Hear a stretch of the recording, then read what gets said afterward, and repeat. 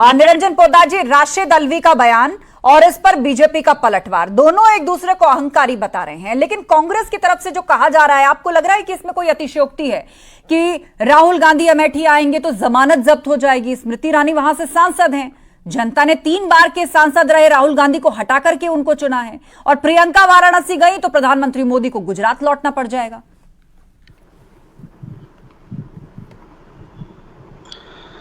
देखिए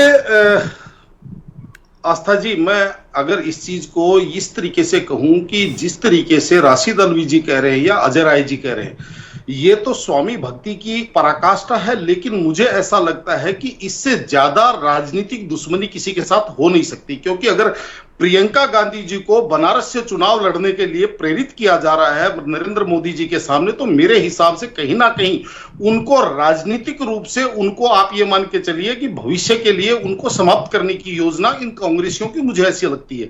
क्योंकि मुझे अभी तक ये चीज समझ में नहीं आई आस्था जी कि अभी लगभग 1-1.25 साल पहले यूपी के अंदर विधानसभा चुनाव हुए थे और उन विधानसभा चुनावों की कमान पूरी की पूरी प्रियंका गांधी जी के हाथ में थी।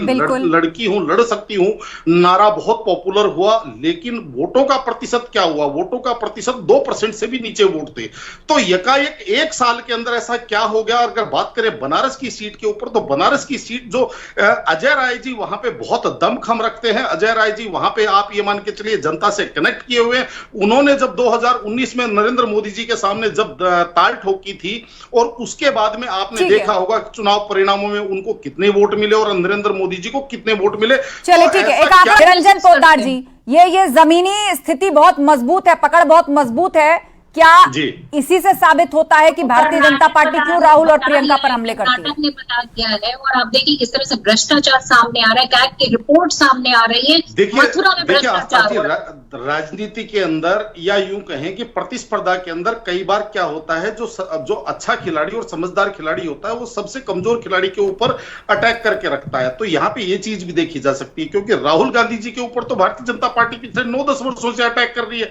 अगर वो इतने ही मजबूत थे तो उत्तरोत्तर चुनावों के अंदर हार क्यों हुई? और यहाँ पे अगर एक चीज और मैं आपको बताना चाहता हूँ आस्था जी, और वो चीज मेरे को ये चीज समझ में नहीं आ रही कि जिस तरीके से अब ये इंडिया गठबंधन की बात हो रही है, अगर मान लीजिए तो हम यूपी के विधानसभा चुनावों को ही आधार मान ले, तो अखिलेश यादव जी के वोटों के अंदर अगर 2% कांग्रेस के वोट भी जोड़ दिए जाएंगे तो ऐसा क्या इसके अंदर इजाफा हो जाएगा? एक बात। दूसरी बात, जो रायबरेली और अमेठी की सीट है उसके अंदर तो हर बार समाजवादी पार्टी इनको वॉक ओवर देती आई है, यानी कि वो तो एक साल से आप ये मान के चलिए भारतीय जनता पार्टी के सामने जो कांग्रेस है वो सीधी सीधी मुकाबले में आती गई है। तो इस बार मेरे को यह समझ में नहीं आ रहा कि ऐसा क्या बड़ा परिवर्तन हो गया। आस्था जी देखिए, राजनीति 2 प्रकार की आज की तारीख में होगी, एक प्रचार वाली और एक दुष्प्रचार वाली।